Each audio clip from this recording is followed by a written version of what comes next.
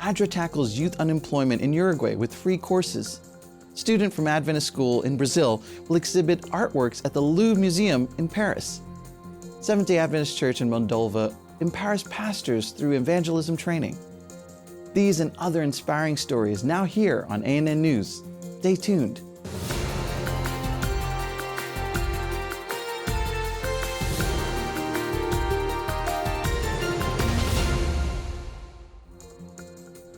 ADRA combats youth unemployment in Uruguay by offering free vocational training courses. Uruguay is the country with the highest youth unemployment rate in South America. According to official data, 6 out of 10 unemployed people in the country are under 30 years old, although at the same time, it is one of the nations with the lowest overall unemployment rate. In addition to that, in the field of education, 60% of young people aged 18 to 24 do not finish high school, which is assumed to be an impediment to finding work. This is because when looking for a job, young people only have academic training as a tool since they do not have work experience. In this scenario, the Uruguayan youth population seems to not be finding solutions in the job market. In the last period studied, the youth unemployment rate is 26.4%, almost triple the national unemployment rate of 8.2%. To help the younger population, the Adventist Development Agency for Support and Assistance Resources in Uruguay offers free professional training courses. Among the options are classes in hairdressing, cooking, polygraphy, and crafts. Additionally, for young people who show interest in returning to school or who have difficulty with their studies, ADRA also provides school support classes. Every year, the Development Adventist Agency manages to support more than 1,000 children and young people throughout Uruguay. A student from the Adventist school in Rio de Janeiro, Brazil, is on the verge of achieving an extraordinary feat.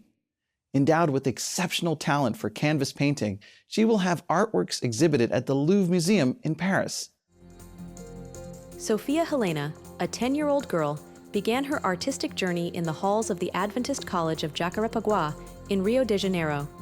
Endowed with exceptional talent, Sofia impressed her teacher with her unusual artistic skills, who informed her mother, recommending that she invest in her daughter's talent.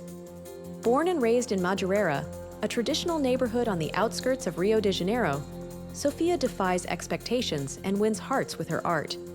With her delicate brushstrokes, she transforms canvases into windows to lush landscapes, animal portraits, and vivid abstractions. Selected in an international competition, Sofia will not only have one, but 2 of her works exhibited this October at the prestigious Louvre in Paris. The world's most visited museum will open its doors to receive the creations of an artist who has barely left childhood, a feat that few artists can claim. Her Seventh-day Adventist faith, rooted in her education and family, is her foundation. Sofia sees her art as a way to share Jesus' love with the world. For her, each brushstroke is an expression of gratitude and praise for the talent that God has given her. Join us as we spotlight the inspiring stories of female leaders at Adventist Development and Relief Agency who have been making significant contributions to global communities for over 40 years, promoting initiatives in education, healthcare, and economic development. I'm Lisa Augsburger, Programs Director for ADRA Switzerland. The first time I worked with ADRA was in 2002 in Guinea-Bissau as a volunteer. I studied law, nothing related to humanitarian. I never felt that I should be a lawyer, It wasn't something for me. That's when I thought, oh, maybe a volunteer, time out to think, and to go to Africa, to meet people, to be useful. God opens some doors, and everything felt right to go to Guinea-Bissau.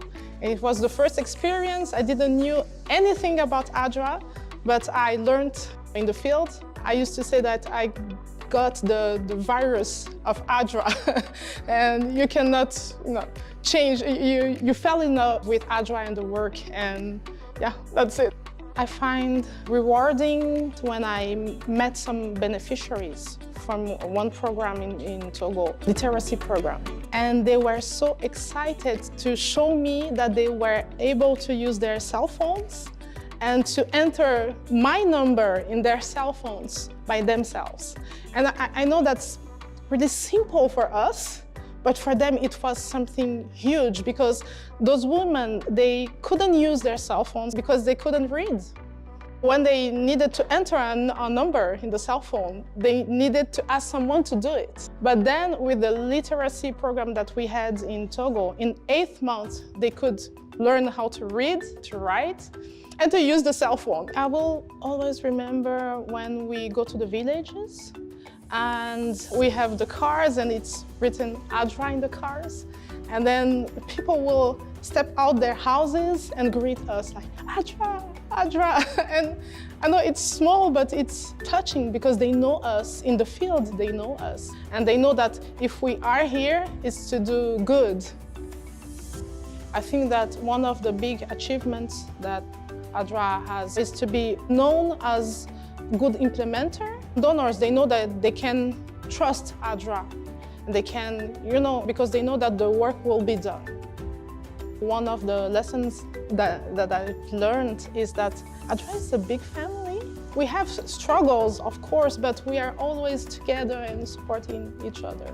I believe that ADRA has impacted where we work. Sometimes beneficiaries, they feel like they are transparent or nobody sees them. And then maybe with a small project or small action, we did recognize that they are a human being. We give them the opportunity to grow. And after years, when you meet someone and they say, oh, 20 years ago, 30 years ago, ADRA did this or that for me and it changed my life. And yeah, this is amazing. I will love to see for ADRA in the future that we are more known, outside the Adventist bubble, because we are really everywhere and we are really active. We are working for our God, and if they know ADRA, they will know also our God, and that's a way to share God's love. My ADRA, my story is to let people know that they matter and they are loved and seen. My name is Lisa and I am ADRA. For the next video in this series, stay tuned as we continue to showcase the inspiring stories of ADRA's female leaders and their remarkable contributions to communities worldwide. The Seventh-day Adventist Church in Moldova held a training session for over 30 local pastors at its headquarters in Chisinau. The Field School of Evangelism, initiated by the Seventh-day Adventist Church in the Euro-Asia region, provided spiritual reflections on various topics such as the heavenly sanctuary and the three angels' messages. Pastors participating in the training gained not only theoretical knowledge, but also actively engaged in practical components, including presenting missionary plans for communities, participating in workshops, and contributing to the youth project Leave the Bad, Take the Good. At the conclusion of the training, local leaders addressed all participants with a call on behalf of the Lord to grow in service and fulfill the mission of saving people, setting high goals for themselves and the church. The culmination of the Field School was the dedication of all its participants to the cause of evangelism. Even before the Seventh-day Adventist denomination was founded in 1863, Seventh-day Sabbath-keeping Adventists had begun to ask whether they should be conducting missions outside North America. So the winter of 1859, one of these Adventists, a Mr. A.H. Lewis, writes to the Review and Herald. Now that's the church's paper, but it's more than a paper because it binds together this small movement which is scattered across a large part of the United States. And he writes to the editor and asks, is the third angel's message being given or to be given except in the United States? So you note the twofold question, is it being given and is it even to be given? And the Review editor, Uriah Smith, publishes the letter along with an editorial note in reply in which he says, we have no information that the third message is at present being proclaimed in any country besides our own. And then he continues with an ingenious suggestion. He says, it might not perhaps be necessary to do this, he means, in order to fulfill Revelation 10:11, because our own land is composed of people from almost every nation. that he says is the third message being given. It's about the three angels' messages. You might expect him to reply in terms of Revelation 14:6, but instead he replies in terms of Revelation 10:11. Do you want to read that for us? Sure. It says, "Then I was told, you must prophesy again about many peoples, nations, languages, and kings." So this is probably because they were so close to the disappointment. Right. Well, closer than we are, though you have 15 years between the disappointment and this. But most of them have gone through that. Yeah, and they feel like the little scroll that they've eaten Exactly. So they still feels exactly. bitter. It's sweet in the mouth, but it's bitter in the stomach. For the full episode and other videos delving deeper into the Seventh-day Adventist faith and its story, visit our official channel on YouTube. How can you make your business your mission? Thousands of Adventist entrepreneurs gathered at Southern Adventist University in Tennessee, United States, to learn how to use their businesses as tools for testimony and ministry. Sponsored by Hive, the event underscored the importance of integrating mission into business. Bringing this news is Steve Dickman from OCI, an NGO seeking to establish a global network of lay ministries. Hi, I'm Steve Dickman, OCI on the Front Lines Report. I am at Hive today. Exciting convention. Entrepreneurs gathered here from all over the country, probably all over the world, right, Jared? That's right. Amazing things happening here. There's actually a focus here this week on something very interesting. Tell us about what's happening here. I think the whole conference is focusing on that intersection of business and mission. And how do you find that intersection where it's not just make money and then go give it to mission, but how can my business actually be serving while I'm doing business? So I know you have a lot of people registered this weekend. It's going to be an exciting weekend. Some very powerful speakers are here. I just met Elder Rick McEdward from the Middle East North African Union and saw Brad. It's exciting that you have that emphasis here. Mission. How can business be your mission? Friends, it's OCI on the front lines. We're here with Hive today. If you're thinking about what to do and what God's leading you to do, we invite you to get involved in mission. Maybe business is going to be your mission. Come to Hive, find out how you can be more effective in your business for Christ. Watch now the story of the conversion of a persecuted Muslim. He was attracted by Jesus and a church with a captivating atmosphere. They came to our house and then, just came like that, they took my documents, my notebook, they took all the documents I had there, and they told my brother, if we find him, we will kill him.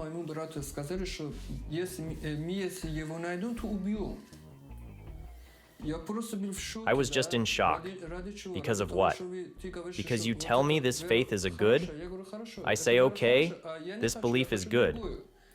But I don't want that belief. I want something else. And you tell me, if you don't believe in my belief, I'll kill you. It turned out that I had to leave home. I even had to flee. When I was 15, it believed in anything. I had to pretend for my family that I was still a believer. After that, when I left life, there was more free, and I didn't have to lie to anyone anymore. I didn't believe in any God anymore, nor in the Jewish one, neither in the Islamic, nor in the Christian God. And the only thing I did, and I did it for a long time, was drinking, using drugs, and the situation kept getting worse.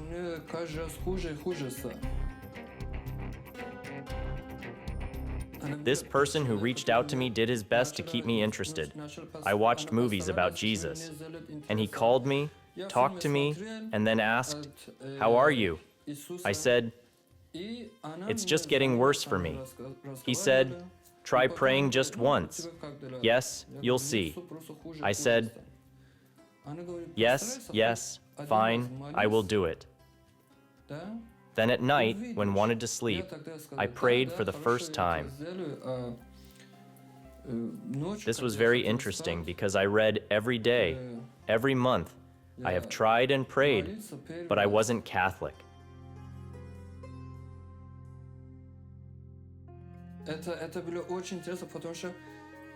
I wasn't Orthodox or anything else. I believed all of this for myself. I felt that there was something that could change my life. I would say, I was lost. But now, there are many things that are changing my life. I am in a peaceful country. I am protected.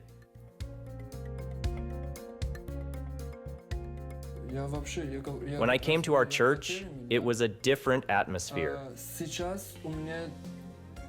I don't know how to explain it. It's something different. Something pulls. But you don't understand what's going on. I'm at peace. I don't use drugs, and I don't drink. And it's all from God. I could not do it by myself.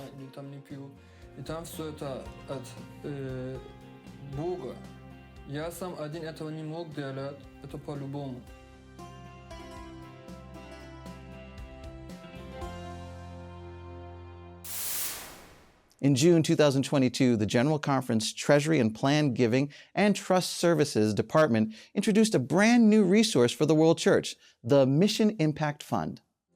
This fund is an investment in missions where the greatest impact can be realized. Its goal is to enable local churches to minister to the needs of their own communities and fulfill their mission. The Mission Impact Fund supports a worldwide effort as churches work to reach their communities in innovative and meaningful ways.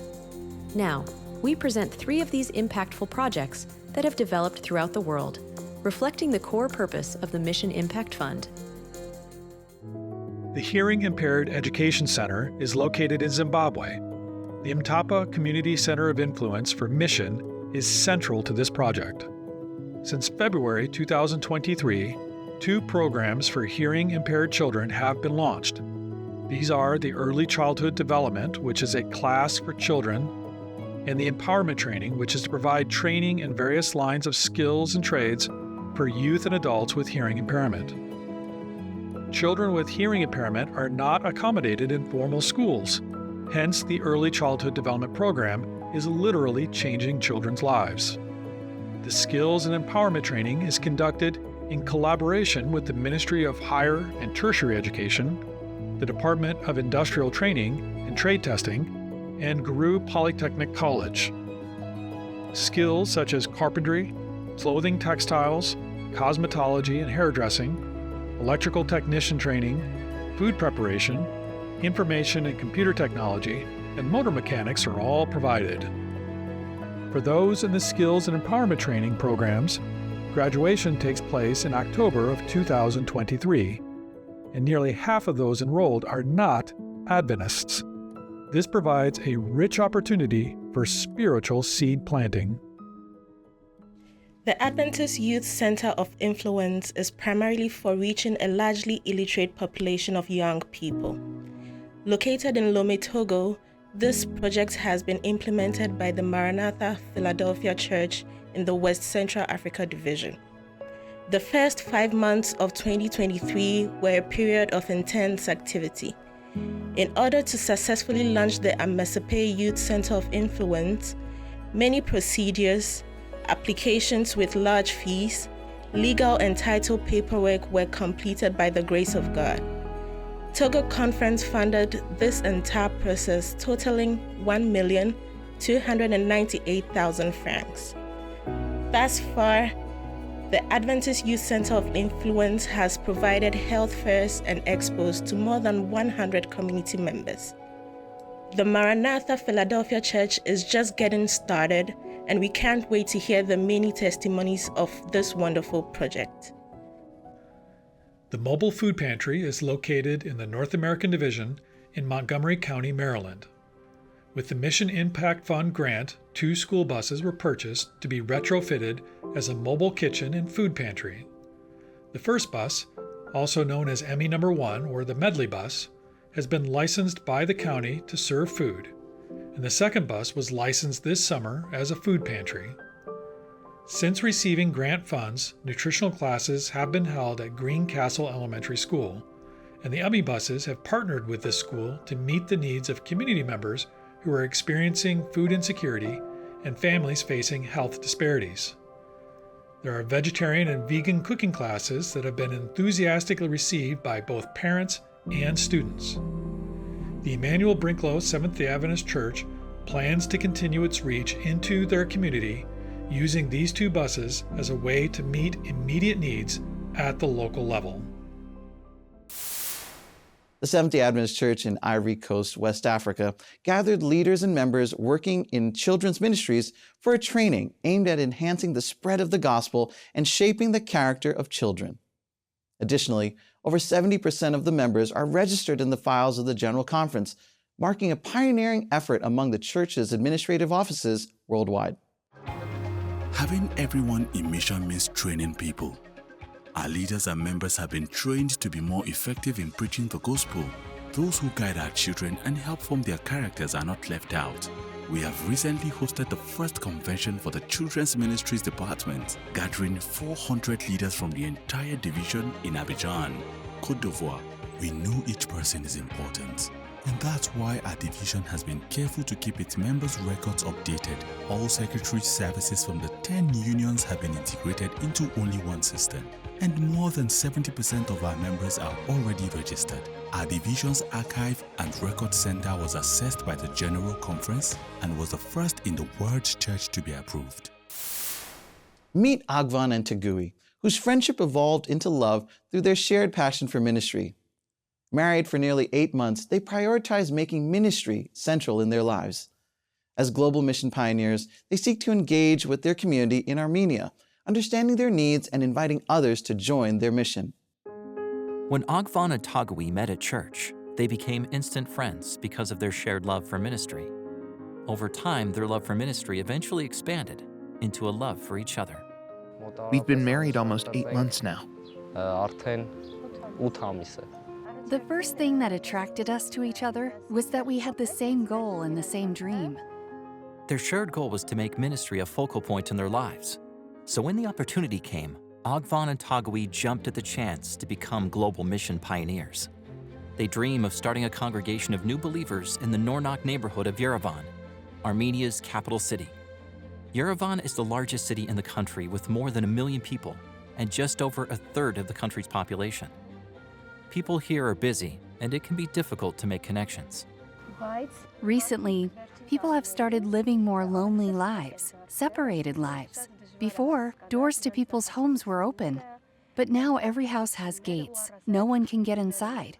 So it's difficult to get in touch with people.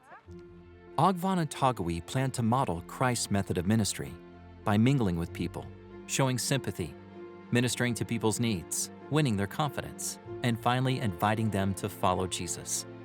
One of the ways they will do this is by organizing group activities for their community.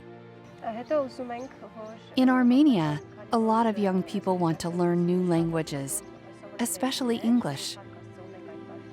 This helps them find a good job and develop their career. That's why we're going to organize an English club for youth and kids. This young couple is just weeks away from starting their new roles as global mission pioneers.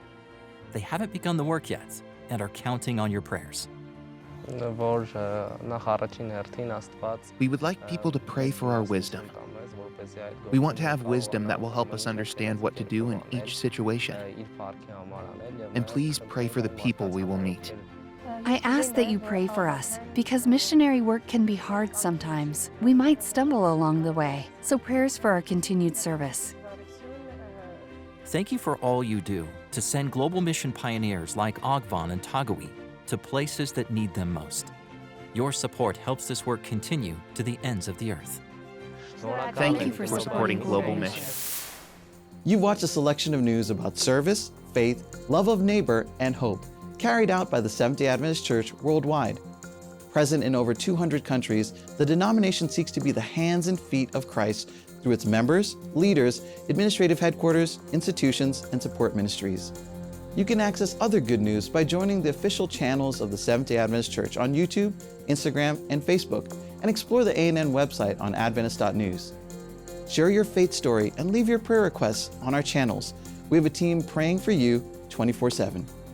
Before I say goodbye, I would like to leave you with excellent news recorded in the book of John, chapter 14, verse 27. Peace I leave with you. My peace I give you. I do not give to you as the world gives. Do not let your hearts be troubled, and do not be afraid. Study the Bible daily to learn other wonderful promises of hope. God willing, we will meet in the next edition of ANN Video. Until then, God bless you.